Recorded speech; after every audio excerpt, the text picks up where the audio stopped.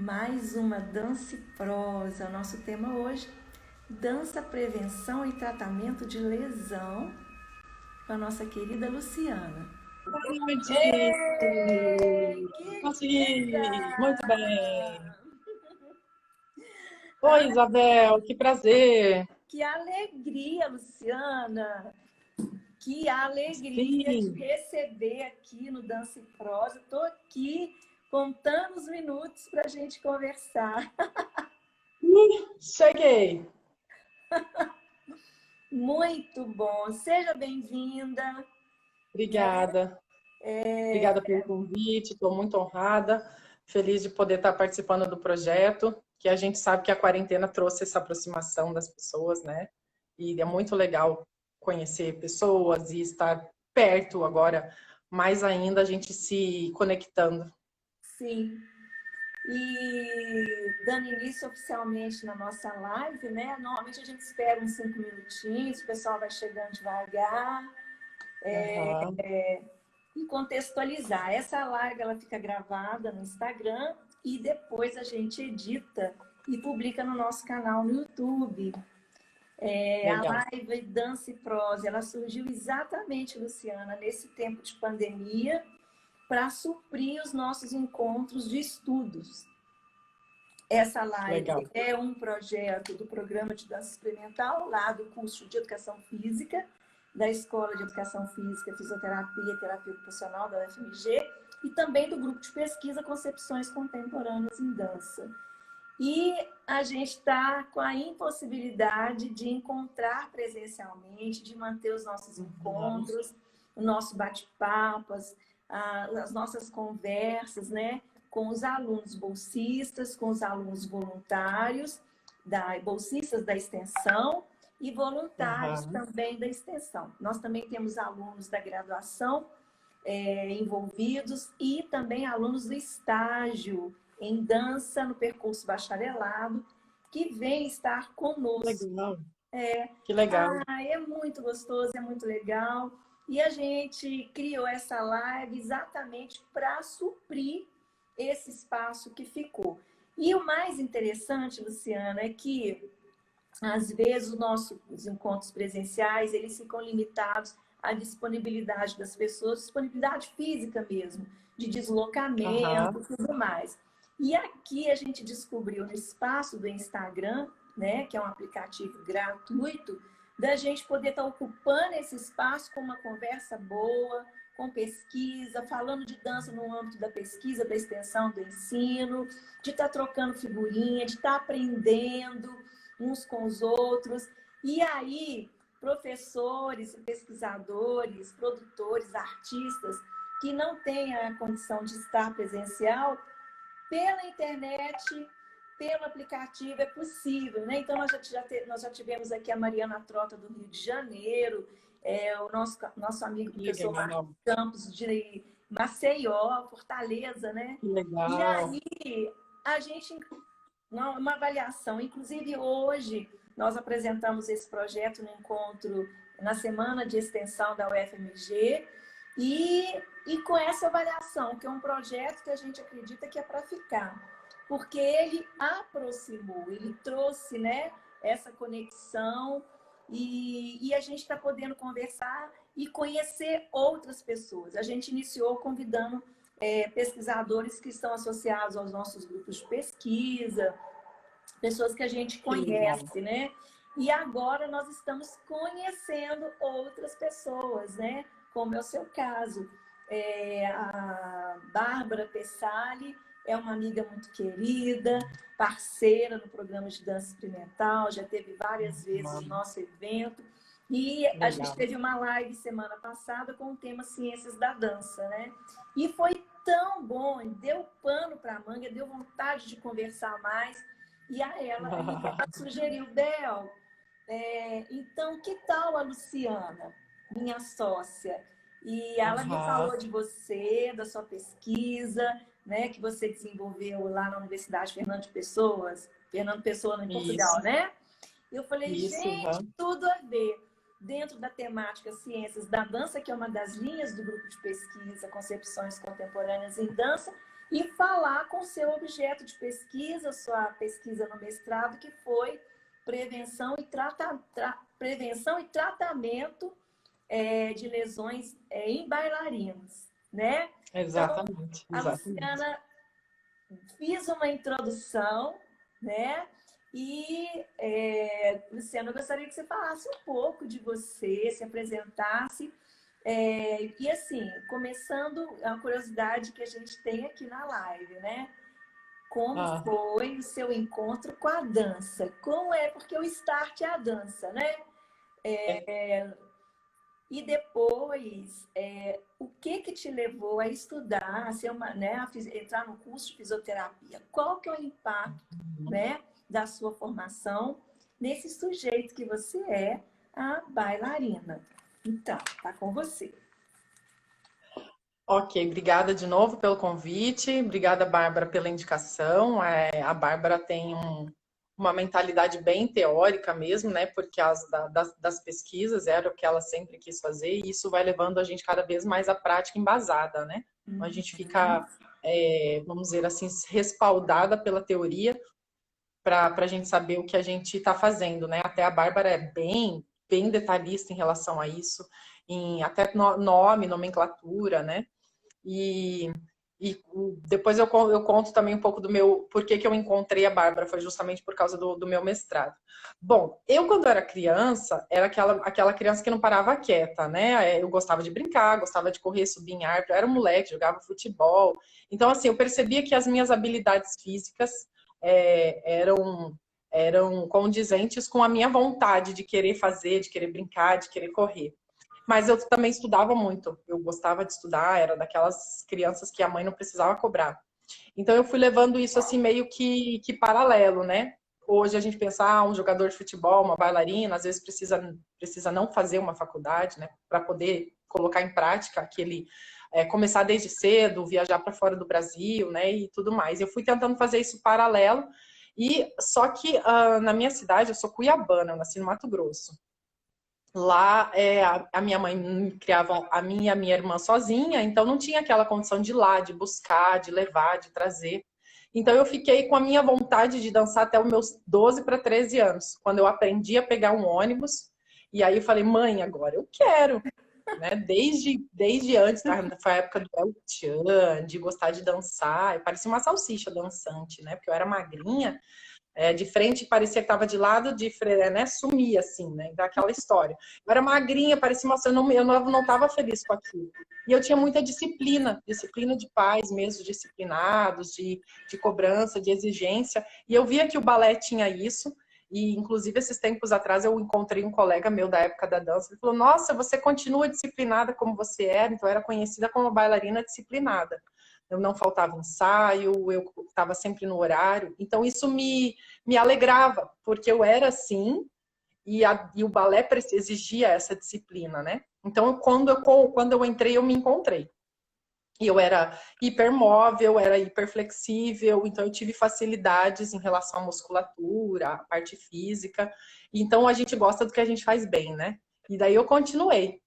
Quando eu fiz 16 anos, eu queria fazer faculdade de jornalismo. A minha prof de balé falou, não, você vai fazer faculdade de dança, você vai virar bailarina, você é muito boa, você não pode desperdiçar isso. Aí eu fui para Curitiba, fiz a faculdade de dança na FAP na época, né? Faculdade de Artes Paraná, hoje é a Unepar.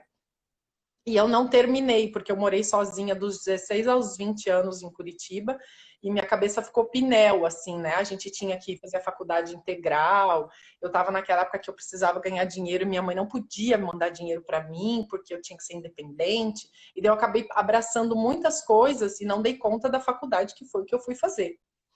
E aí depois eu acabei me mudando nesse ano para Brasília, dancei muitos anos lá em Brasília com o Janson Damasceno, inclusive, que é um excelente professor. Dançou fora do Brasil, também dançou em Curitiba no Ballet Teatro Guaíra. Enfim, fiz um pouco da minha trajetória lá, aprendi muito com donos de escola que tinham formação dos bailarinos, sabe? Cada turminha tinha o seu cronograma. Então eu dei aula em várias escolas. Então eu estava dançando e dando aula, dançando e dando aula. Daí eu fui para a Espanha quando eu tinha 23 para 24 anos. Na época, eu estava casada com um professor da universidade que estava fazendo doutorado. Ele conseguiu uma bolsa doutorado, sanduíche. Eu fui com ele, aproveitei, fiz uma audição, dancei lá em Barcelona, fiquei 1 ano. Voltei para o Brasil, só que eu me machuquei lá. Eu me machuquei, eu fiz uma hérnia discal, L3, L4, e eu chorei horrores, achei que nunca mais ia dançar, voltei para o Brasil bem desolado. Eu falei, o que eu posso fazer para não deixar os meus alunos chegarem nessa situação de 20 e poucos anos, a hora que eles estão super dançantes.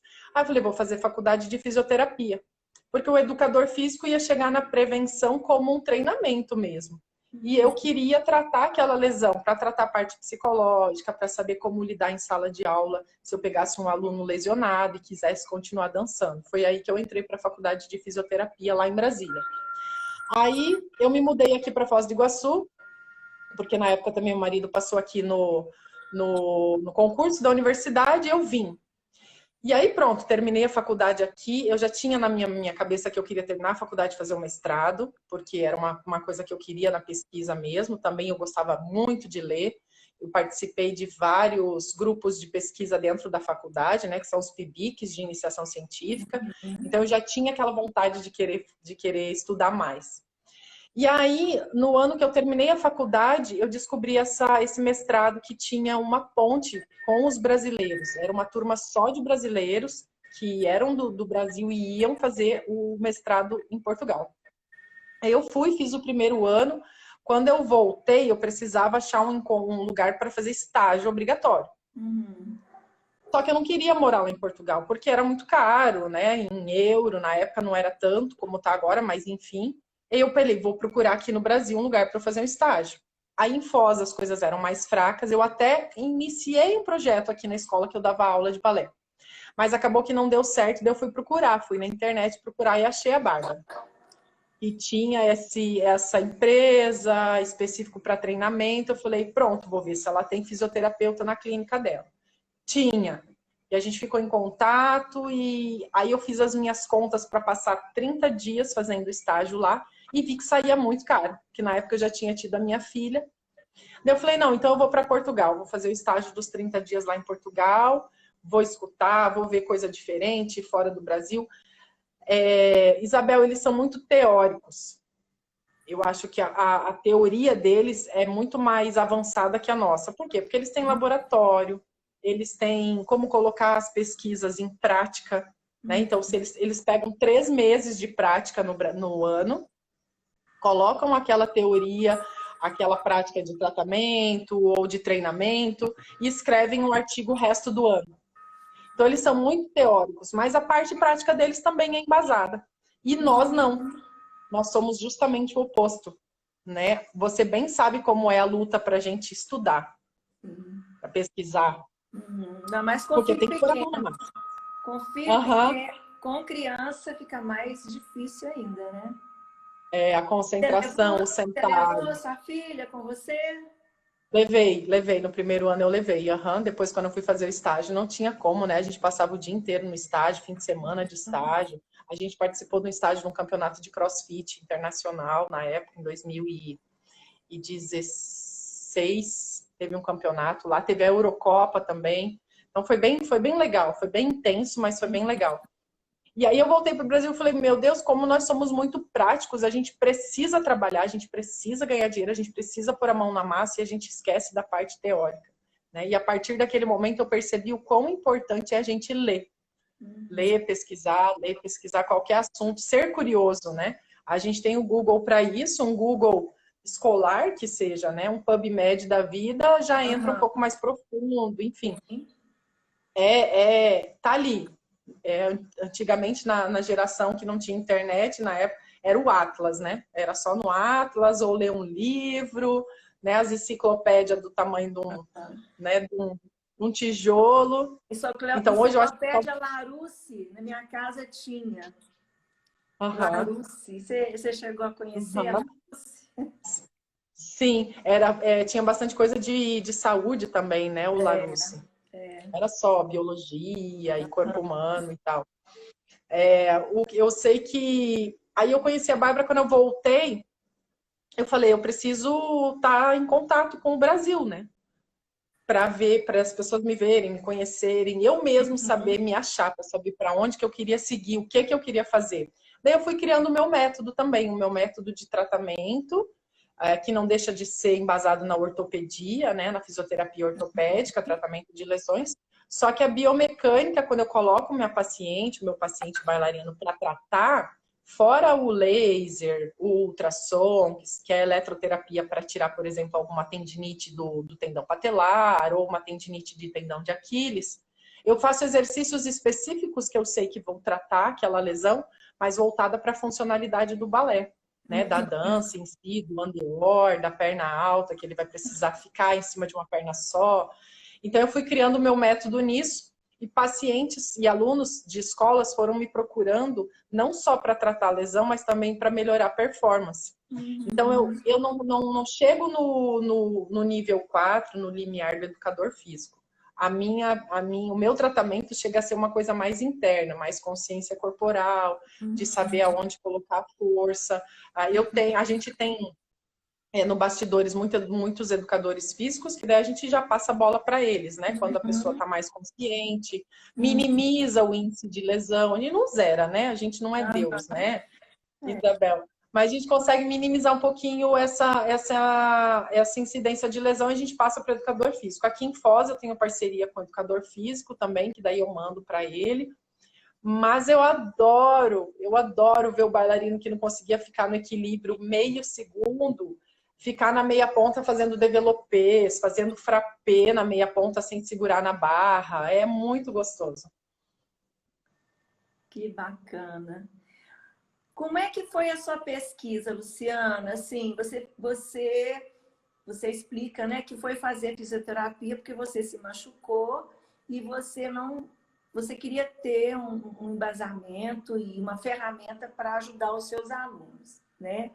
Qual que foi a sua pergunta? Qual que foi a sua problematização no mestrado? Qual que foi o seu objeto, o seu objetivo? Depois você conta a metodologia também. Tá. O meu foi bem teórico mesmo. Eu apliquei questionários em bailarinos aqui de Foz do Iguaçu.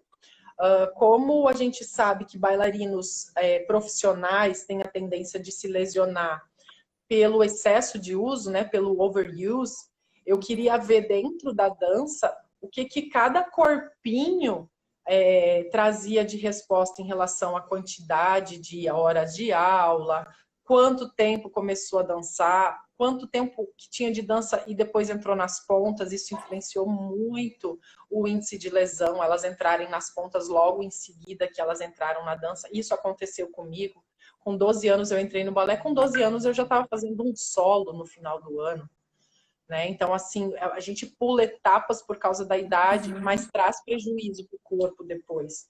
Então, foi tudo isso que eu investiguei. Qual que era o índice de lesões em bailarinos não profissionais? Então, eu juntei todas as escolas de Foz e percebi que 83% dos bailarinos se lesionavam.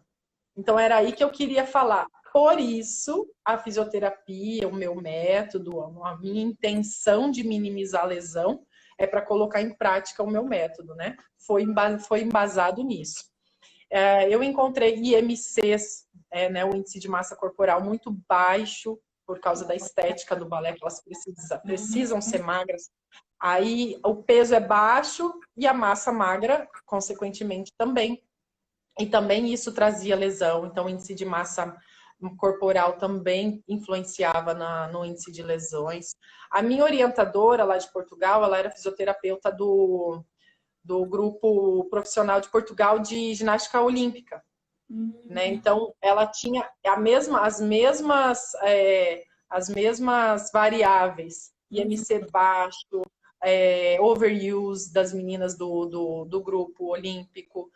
Inclusive, quando eu fui para lá fazer o estágio, eu tratei uma ginasta que veio para o Brasil, para as Olimpíadas.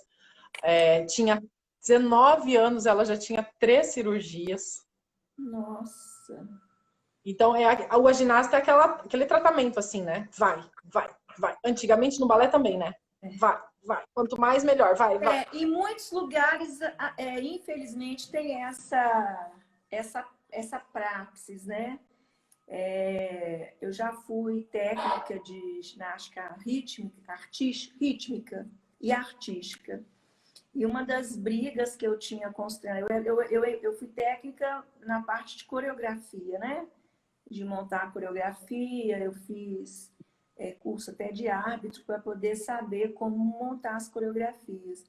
E as brigas que eu tive com os técnicos, né, de treinamento era essa, porque eu vi essa coisa do overuser, né? Muito o excesso do uso. Às vezes as meninas muito pequenas ainda, né? Com um tipo de treinamento muito agressivo. Mas é porque o que importa o que importa não é o sujeito, o que importa é a medalha, né? Então, infelizmente, o resultado final. É o resultado final. E tem que ter medalha. Se não tiver. Então, infelizmente, existe essa mentalidade ainda, né? Então, eu vejo assim, o trabalho, né? A sua pesquisa e o seu trabalho super importante, é um trabalho que todos precisam conhecer.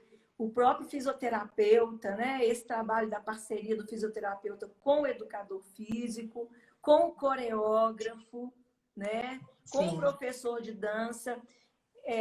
Eu sonho, sabe, Luciana, de chegar a esse tempo onde as escolas têm esse trabalho transdisciplinar, porque não é nem multi, né? É um trabalho necessário transdisciplinar. Exatamente para não chegar no tratamento, mas na prevenção, né? Sim. Na prevenção. Um nutricionista, um educador físico com uma boa avaliação, um professor com visão de que o corpo que dança nem sempre vai conseguir fazer algumas coisas, né? Às vezes o bailarino faz tantas compensações e ele, no final desse 3, 4 anos compensando, porque ele não sabe, por exemplo, que ele tem pouca mobilidade de tornozelo. Daí ele vai compensando com outras coisas, traz um excesso de uso, por exemplo, da panturrilha, e aí no final de 3, 4 anos ele está com uma tendinite, sendo que a gente podia ter tido uma visão diferenciada para aquele tornozelo que não é tão móvel. Aí um professor já vai olhar diferente para aquele bailarino, vai forçar menos, vai esperar um momento dele do tratamento, por exemplo, com o fisioterapeuta para ganhar mobilidade, o educador físico para ganhar uma força de panturrilha. E aí o nutricionista vem junto, fala, você quer ser vegano? Ok, não vai comer carne, não vai comer... mas eu preciso de proteína, senão esse músculo nunca vai ganhar força. Nossa, seria utópico, né, Isabel? Mas seria lindo. Nossa, é lindo você ter uma equipe de psicólogo, né? Às vezes o aluno, assim, a gente não está falando nem só da companhia, né? Mas na escola, de ter esse olhar, porque a escola vai trabalhar a formação. E prevenção combina com formação, né? Eu falo isso porque eu também sou, né? Sou bailarina profissional, fiz o curso, né, de formação. E assim, eu via muita colega machucar. E colegas talentosas que a carreira terminou antes de começar. Nossa! Né? Antes de começar. De lesão no tornozelo grave, no joelho, então, né? Por causa dos agachamentos, dos pliés. Então, a minha próxima curiosidade, pergunta para você compartilhar com a gente como pesquisadora e fisioterapeuta, e eu acho que é uma pergunta que muita gente pode ter por aí, né? Quais são as lesões mais comuns no bailarino?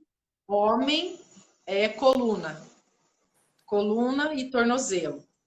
E na bailarina menina é quadril, joelho e tornozelo, né? Tornozelo, pé ali, né? Principalmente por causa das pontas. Né? As pontas traz também as compensações. Esses dias eu estava com uma bailarina que está com uma dor na região de tendão de Aquiles. Se fosse um outro fisioterapeuta, talvez com um olhar não tão aprofundado, ele ia falar, você está com tendinite de tendão de Aquiles. Só que ela tava com uma dor, deixa eu mostrar meu pé aqui, ela tava com uma dor mais lateral, ela sentia uma dor aqui, mas eu tocava no tendão dela, ela não sentia dor. Quando eu tocava na lateral do tendão, irradiava pro dedão dela. E ela tem um dedão comprido, sabe aquele pé que o dedão é aqui, assim? Né? Então, aí eu fui aprofundar isso e vi que, no fim das contas, ela estava com uma lesão de flexor do hálux e do tibial posterior, porque irradiava para as duas laterais do tornozelo. E é uma menina, assim, muito forte, super flexível. E aí a gente foi investigando, isso que eu falei agora. Desde abril ela virou vegana, e ela estava com uma sapatilha de ponta tão dura, por causa daquele dedão mais comprido do pé dela, que ela precisava de uma caixa mais firme, porque senão os dedos dela faziam assim, de encontro com o dedão. Então ela estava com uma caixa forte. E aí, ok, é um histórico para se dizer que ela poderia ter uma lesão de Aquiles, mas no fim das contas, a biomecânica do pé dela, o pé chato, o dedão comprido, que tem que fazer muita força para fazer uma ponta, a gente investigou que isso era mais profundo. Mas não deixa de ser uma lesão de tornozelo e pé. Né? Nas meninas é bem comum por causa da sapatilha de pontas. Você falou do pé chato. Pode ser que tenha alguém ouvindo a nossa live que vai assim, meu Deus, é um pé que... O que é um pé chato, né? Conta pra gente. Conta o pessoal que, dentro da classificação de fisioterapia, né, anatomicamente, o que seria um pé chato? Um pé chato eu vou falar em palavras populares, né? Porque mudou-se, antes falava arco do pé e tudo mais. Então vamos pensar que aqui é meu pé. Naturalmente a gente tem o arco, que é aquela curvinha que fica aqui, que é a parte de dentro dos pés. A gente tem um arco. As pessoas que têm o arco excessivo, tem um buraco maior, tem uma tendência a ter uma ponta mais fácil, porque praticamente o pé já está em ponta. E tem o pé chato, tem essa lateralzinha que deveria ter um arquinho, que deveria ser levantado um pouquinho do chão, ele é inteiro encostado no chão. A tendência do pé cair mais para dentro, né? A pressão plantar fica diferente. Isso a longo prazo também pode trazer algumas lesões. Aí ela coloca aquela primeira posição, o pé cai para dentro, cai para o dedão. É tão difícil. Acaba refletindo no joelho, né? Em todo tudo. Total. Já veio bailarina para mim com edema ósseo da canela, justamente por causa desse pé tombado. Então eu tive que fazer um tratamento com ela bem multidisciplinar também. A gente pegou o podoposturologista, fez uma palmilha, trabalhamos com osteopata para ajustar aquelas tíbias e aqueles quadris que já estavam tendo coxa, panturrilha, né, por causa da ligação da musculatura da tíbia, da canela, que se insere na articulação do joelho, ela também não estava tendo força com a coxa para fazer o movimento. Aí ela acabou adquirindo uma tendinite de tendão de coxa por causa de um pé tombado, de um pé chato. Então, foi levando, não chegou no quadril porque a mãe dela cuida. Ela falou, não, então vamos colocar grão de bico nessa alimentação, vamos pro osteopata todo mês. Luciana 2 vezes por semana, palmilha nesse pé e tênis na palmilha todo dia. E aí foi bem uns 8 meses, assim, ó, na labuta para ela conseguir. Curou. Pois é. Você sabe, eu estou perguntando, trouxe esse assunto porque eu, criança, usei bota muitos anos. Eu tinha até trauma da bota, né? Meu pé era o famoso pé chato, né?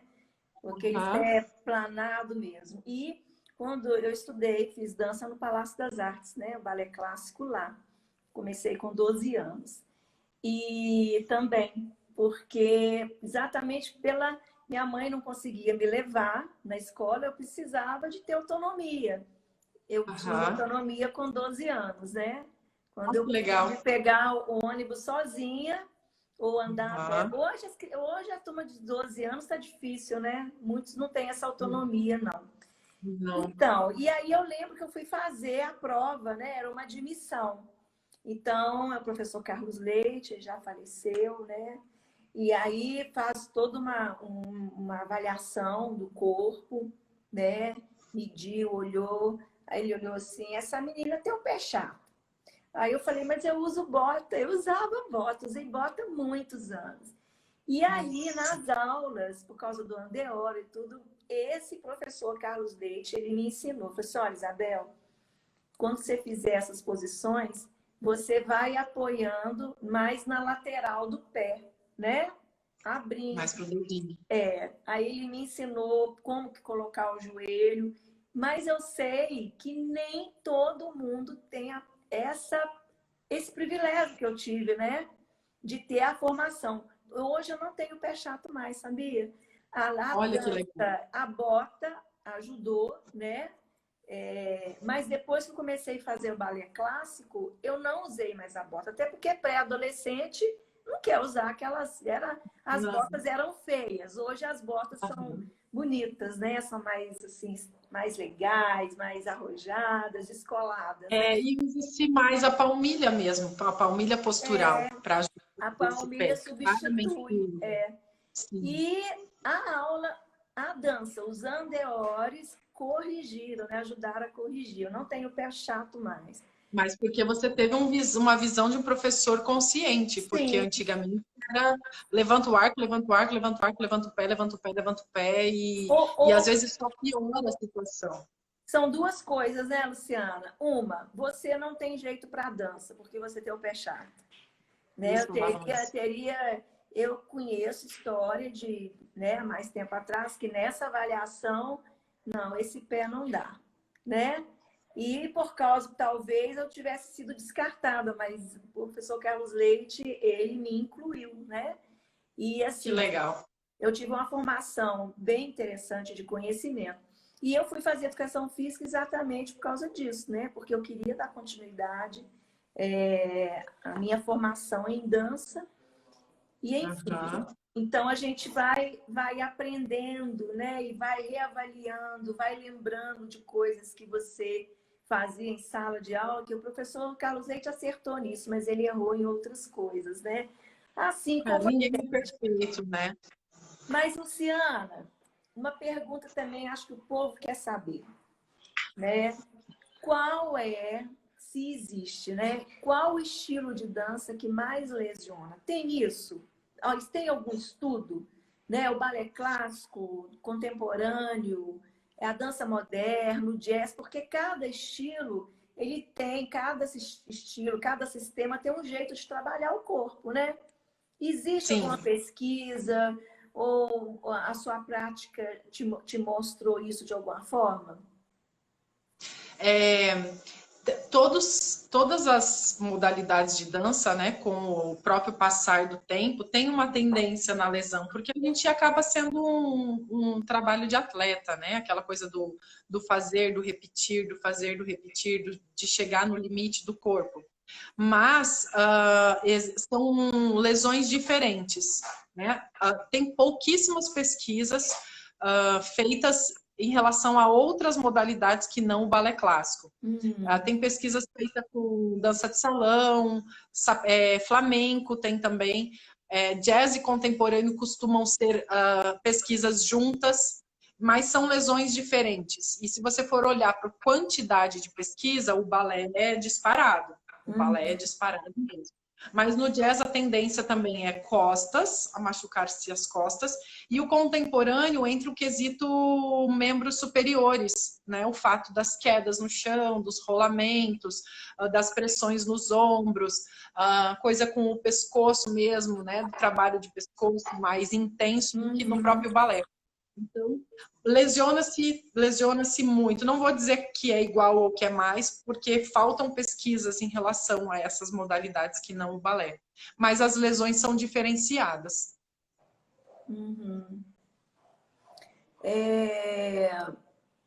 Lesão, qual que seria a diferença básica? É uma pergunta que pode parecer óbvia, mas a ciência e a filosofia nos ensina a desconfiar do óbvio, né? Eu vou perguntar isso.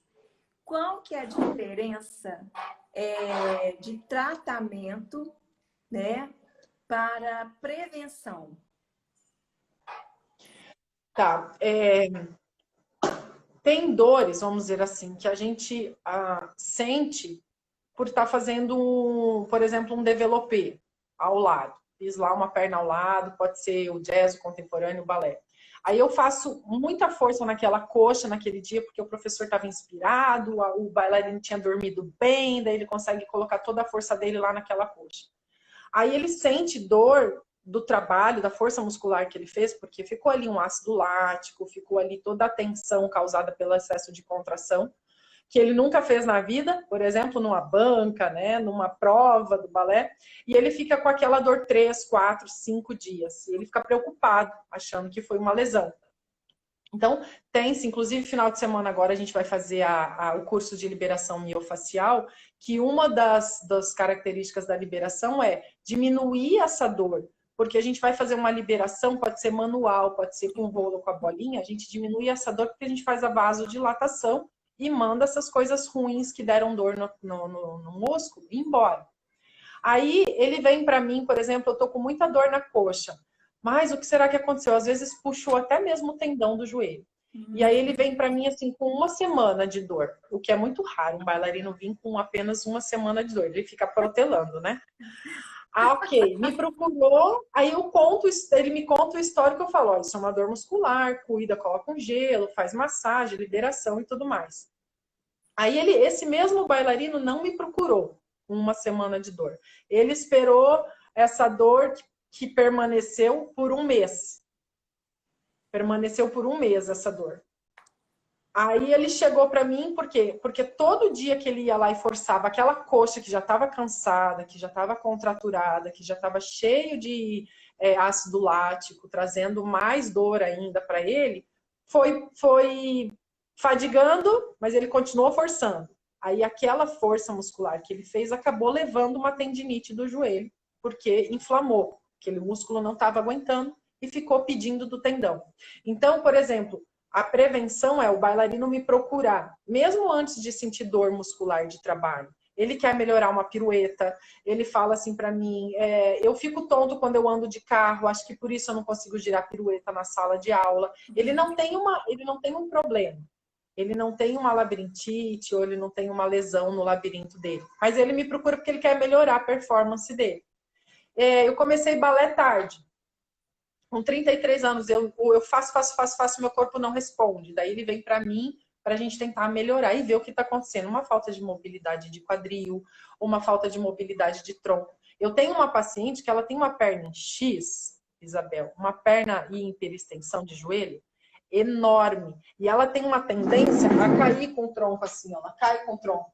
De tanto que o joelho dela joga ela lá para trás. Então, colocar isso aqui para ela se sustentar, ela não tem eixo nenhum. Ela não consegue ficar numa perna. O joelho empurra para trás. O que a gente faz ali?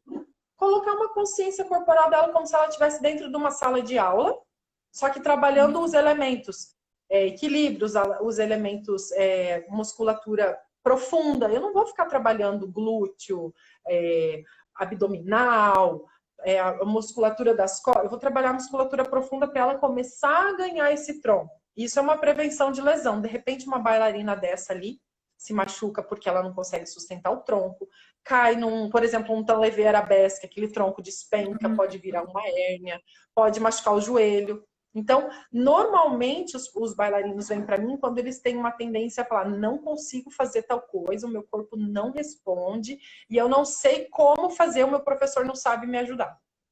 E na lesão é esse bailarino que ficou um tempão sentindo dor, ele vem para mim e fala, já está me prejudicando, eu não consigo fazer nem tandi, nem plié que dói. E aí ele já vem, a gente vai investigar, de repente ele passou por um ortopedista antes, fez uma avaliação, fez um exame. Nem sempre ele passa ortopedista, às vezes eles vão direto para mim. Eles me chamam de prof, né? Eu preciso mudar isso. Prof. Lu, fui 20 anos prof de balé, né? Não tem como. Tá lá na clínica, eles me chamam de prof. No fundo é um professor mesmo, que você tá ensinando a pessoa a cuidar de si mesma, né? No fundo é um de professora mesmo. É isso mesmo. Aí eles falam, prof. Lu, tô com dor, o que eu faço? Eu venho aqui na clínica, vamos avaliar, vamos ver o que deu, o que é. Esses dias chegou uma bailarina com tendinite de glúteo médio, tinha passado no ortopedista e ele falou que era bursite. Eu falei, fulana, você não tá com bursite, você tá com tendinite do glúteo médio. Tratei aquele dia, diminui um pouco da dor dela, deu 3 dias, ela voltou com dor na clínica. Eu falei, eu acho que você está com uma hérnia discal. Todos os sintomas dela era hérnia e tendinite de glúteo médio, que tem tudo a ver ali, aquela região, né, da lombar e tudo mais. Melhorei aquela dor, passou 3 dias, dor de novo. Falei, vamos procurar um ortopedista, vamos fazer um exame, né? Ah, mas eu já procurei ortopedista, ele falou que eu tenho bursite. Eu falei, procura outro ortopedista. Pois dito e feito, Isabel, hérnia discal, grau 1 na lombar e tendinite de glúteo médio. Aí o que ela fez com esses exames na mão? Ela levou para o fisioterapeuta do plano de saúde dela para tratá-la. Porque lá na clínica ela ia. Isso aqui é legal, né? Aí é tratamento. Aí é tratamento. Exatamente. Aí tem que tratar e talvez até usar uma medicação, né? Não é só movimento, tem que ter uma medicação. E aí tem que entrar um médico também Para estar indicando essa medicação, né? Sim. Quando a bailarina ela já está num nível de dor que ela não consegue sentar, que dói, não consegue dormir, que dói, acordou, está com dor, a medicação realmente é importante para diminuir o processo inflamatório. Só que na físio, Isabel, eu não uso só a cinesioterapia. A gente faz a eletroterapia também, né? Então, na clínica eu tenho laser, tenho ultrassom, tenho o Compex, que é um aparelho excelente, tanto para tirar dor quanto para melhorar a força muscular, sem eu nem precisar me mexer. Ativação muscular, às vezes ela está com o glúteo médio desativado, só que em algum momento eu vou ter que colocar aquele glúteo médio para mexer. Eu não posso esperar a dor dela passar. Então eu vou colocar os eletrodos no glúteo médio dela e o aparelho vai fazer a ativação muscular sem ela precisar se mexer, onde causa dor. Esse aparelho é sensacional. Eu já fiz um tratamento também para dor e eu acabei procurando um fisioterapeuta que ele usava, um fisioterapeuta chinês, né? Ele usava acupuntura, ele usa, né, até hoje a acupuntura. O que você acha? Você conhece algum estudo? A acupuntura é um excelente tratamento, até porque ele não foca só na parte musculoesquelética, né? Ele foca em todo um contexto que o corpo tem as suas ligações e ele consegue desativar alguns pontos, trazendo o alívio da dor. Às vezes ele não tratou nem a própria lesão, né, a própria inflamação em si. Ele tratou outros pontos que, com o conhecimento dos acupunturistas, que é super aprofundado, levou a tirar aquela inflamação por outros meios. Então, assim, é um negócio super profundo. Eu adoro acupuntura. Eu aconselho os meus alunos também. Às vezes eles ficam lá tratando.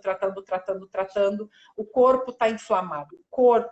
Você toca no braço, dói, mas a lesão dela está lá no pé. Então, a acupuntura tira essa lesão, melhora o pH do corpo. E também tem a parte psicológica dentro da acupuntura, né? O psicossomático, às vezes uma preocupação de querer melhorar e aquele pé não melhora porque está preocupado que aquele pé tem que melhorar para o espetáculo. E isso vai levando o estresse vai levando a diminuição do pH, a gente fica ácido, o corpo fica inflamado. Qualquer coisinha já está ativo. E aquela inflamação só piora. A acupuntura é muito legal. Pois é. O que mais? O que eu estou vendo no nosso tempo aqui, meu Deus, está voando. É tanta coisa, né, que eu acho interessante perguntar. E a gente está fazendo um pouco mais de entrevista, pergunta e resposta, porque eu não sei se eu te falei que essas lives também estão fazendo parte da carga horária do curso, da área de dança do curso de educação física, né? Então, os meus alunos, às vezes eles não... Hoje está tendo avaliação na Federal, muitos estão apresentando trabalho hoje. Mas como eles vão assistir depois, a gente, né, deixa aqui. Que conselho você daria para esses, né, por exemplo, bailarino, ou professor de educação física, ou fisioterapeuta, né, que vão passear nessa live aqui, que tem interesse em estudar e aprofundar nessa área? Tem no Brasil alguma universidade que você indica? Alguma escola? Porque às vezes nem todo mundo tem condição de ir para Portugal, né? Ainda mais agora, com o euro nas alturas. O que você indica? Você conhece? Tem algum grupo de pesquisa? Eu sei que o Bastidores tem, né? Um grupo de pesquisa, de discussão que a Bárbara me falou. Mas que conselho que você daria para os interessados em estudar? Eu acho que quando a gente já tem essa sementinha plantada, né, em querer aprender, em querer sair do lugar, a gente consegue, às vezes começa patinando, ainda não sabe por onde ir, né? Então eu escutava muito, levava aquilo como uma humilde mesmo, humildade. Entrava na minha cabeça, eu escutava, eu já sabia que eu ainda estava num processo inicial. No começo, assim, eu não sabia para onde ir. Aí o que eu fiz? Curso, fui estudando. Eu fiz um curso de Mulligan, que é de trabalho manual, ósseo, para trazer funcionalidade para o corpo, que ajuda muito as minhas bailarinas. Fiz curso de Pilates, na época eu estava terminando a graduação. Então, eu fui atrás de coisas. Tem curso que eu fiz que eu não uso, mas eu fui atrás para saber para onde ir, como seguir, né? E daí foi quando eu colei na Bárbara e vi que o caminho era esse, era estudar. Na época que eu comecei a trabalhar com a fisioterapia da dança, eu lia um artigo por dia. Eu não conseguia ficar sem ler. Se eu ficasse sem ler um artigo, faltava alguma coisa, né? Eu punha minha filha para dormir 10 horas da noite, 9h30 da noite, e ia atrás de um artigo. Eu gostava de ler o artigo impresso. Eu imprimia o artigo. Eu também Então, imprimo. Eu tenho mania, acho que nós somos das antigas, hein, Luciana? Eu gosto do papel para riscar, né? E eu não sei se porque eu trabalho muito com tela, computador, me cansa. Então, o papel, ele ainda é maravilhoso, né? Tem a sim. Então, eu acho que é esse. A Janite está falando que amou a live. Ela é lá de Maceió. É isso mesmo? Olha que legal. E tá aí, ó. Que legal. Pessoal, vocês têm alguma pergunta para fazer aqui para a Luciana? Alguém gostaria de fazer uma pergunta? Compartilhar? Ou complementar algumas coisas que a gente falou? A gente está com um tempinho enquanto a gente vai... A Gisele está falando que é muito bom ouvir a gente. Ô, Luciana, me conta uma coisa. E o famoso LCA, rompimento de ligamento? O cruzado anterior, né, o LCA, o ligamento cruzado anterior, ele não é muito comum no balé. Não é muito comum, porque o deslizamento do cruzado anterior é esse, né? E o do posterior também, então seria essa gaveta, o abre e fecha. O bailarino, ele tem normalmente o cisalhamento do menisco, né? Então, os ligamentos mais internos, os ligamentos os que normalmente se lesionam. Por quê? Porque elas têm, a gente precisa, por exemplo, coloca o pé no chão, começa a fazer uma pirueta, o fêmur roda a tíbia assim. Então, o joelho faz esse movimento. Então, é difícil esse tipo de movimento, não é uma lesão muito comum. Mas menisco, sim. Pelas quedas dos saltos, né, dos impactos, tem que estar com a coxa muito firme para tracionar esse joelho. As hipertensões trazem a lesão de menisco por causa do encontro, né, dessa condição. Então, os ligamentos cruzados não são muito comuns de rompimento, não. Talvez no bailarino, naquele que pratica a dança contemporânea, né? Porque a dança contemporânea tem muito impacto no chão, porque é um dado que eu tenho, assim, de pessoas no meu relacionamento, inclusive eu, né? Eu machuquei ligamentos 2 vezes, o mesmo, né? O cruzado anterior. Fiz cirurgia 2 vezes, por causa do tipo, né, E o menisco também é um índice muito alto, né, de machucar. Sim. Normalmente o menisco, sim. Pesquisa, mas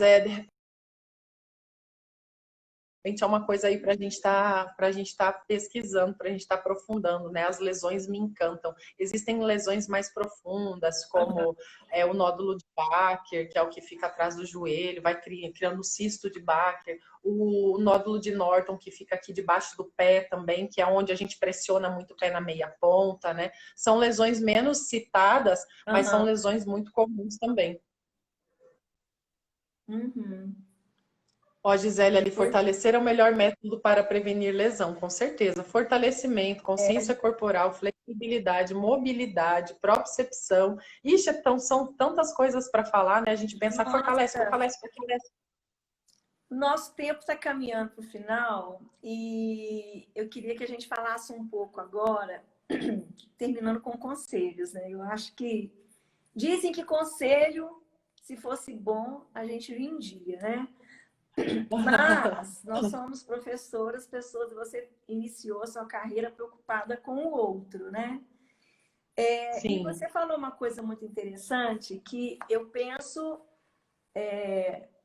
você foi falando, eu lembrei dos atletas que eu coreografei, lembrei das minhas colegas, lembrei de mim mesma, né? Que às vezes a gente força até o último, a gente não lembra de comer, você não lembra de beber água, né? Porque você, a endorfina, a adrenalina está ali te impulsionando. E você falou algo muito, muito interessante, que é a questão da dor, né? Que eu vejo, né? Por mim, por todos que a gente conhece, você também é bailarina, que a gente muitas vezes só procura ajuda quando você não está aguentando mais, né? Você entra em cena sentindo dor, você faz o treinamento sentindo a dor e às vezes caladinho, né? Não conta, aguenta ali sozinho. Você já falou isso de alguma forma, mas eu queria encerrar essa live, né, com esse conselho, né, para você sobre a dor. O que fazer, né, quando você começa a sentir dor, como lidar com a dor e saber quando parar. Eu sempre digo, a dor é o nosso amigo, né? A dor é a nossa amiga. Se ela aparece é porque alguma coisa não tá certa. Normalmente o bailarino tem um limiar de dor bem baixo, né? Ele quase não sente dor para nada, né? Ao contrário, desculpa, o limiar de dor bem alto. A dor dele faz, não, doendo só um pouquinho. Na verdade, ele tá tão lesionado, mas ele tem essa sensibilidade diminuída em relação à dor. Então, mas se alguma coisa aparece, alguma coisa tá errada. Né? Então, sentiu dor, a gente não consegue olhar lá na frente de que aquilo pode trazer até um prejuízo maior. Ou, por exemplo, senti uma dor no tornozelo hoje, deixo quietinho, quando eu vou ver, eu já torci o pé, já rompi ligamento, já machuquei o joelho por causa daquela dor no pé que eu não sabia o que era. Então, pensar lá na frente, que cuidar do teu corpo, cuidar de você, a dor aparecer, pô, ela é minha amiga, ela tá me avisando que alguma coisa tá errada. E não deixar de procurar um ortopedista de confiança, um fisioterapeuta de confiança, ou até mesmo, como você falou, procurar um acupunturista, um nutricionista, pessoas que te tragam tratamento conservador, que dá para ser feito isso, né? Não precisa de uma cirurgia, não precisa dá para a gente protelar por vários caminhos. Então é isso, apareceu a dor, clique, ela é a nossa amiga, ela tá dizendo que alguma coisa não tá legal. Não dá para viver com dor. Gera muitas outras coisas, não só uma lesão lá na frente, aquilo que eu comentei, o estresse que o corpo causa, ele fica naquele estresse mesmo, levando todos os processos inflamatórios do corpo, quando vê o corpo tá todo tomado. É porque não é só o local, né? E outra coisa que eu acho importante, né? São duas coisas que eu gostaria de estar deixando aqui, muito baseada no que você falou e como eu acredito mesmo. Que não é tirar a dor, é tratar o que está gerando a dor, né? Então, às vezes, você entra no remédio, a automedicação, né? E tanta coisa, crendices, né, que as pessoas usam e para tirar a dor. precisamos tratar o que está gerando a dor. E a outra coisa que eu acho, quero deixar o estímulo aqui para quem está nos ouvindo, principalmente quem dança, né? É de estudar, conhecer o seu corpo, né?